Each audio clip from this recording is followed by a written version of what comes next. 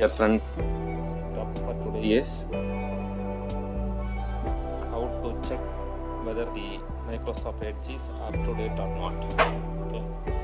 In order to do that, go to Microsoft Edge browser. After opening the browser Microsoft Edge, go to this right top corner 3 dots, click it, settings and more. Then come back, go to help and feedback.